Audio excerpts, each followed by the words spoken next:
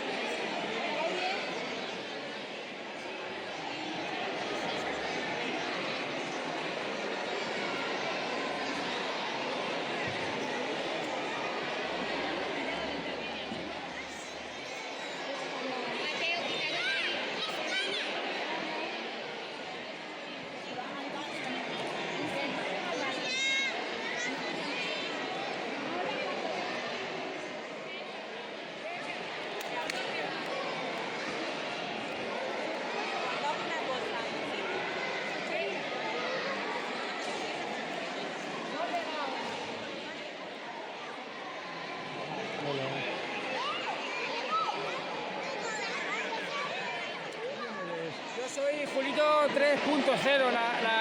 Yo antes venía normal, ya es un robot. ¿Y es difícil esto de ser robot? Es súper complicado porque tengo tanta información, sabes, que a veces no sé quién soy. Porque además estoy en proceso de cambio. Está muy bien, ¿eh? Puedo hacer un montón de cosas.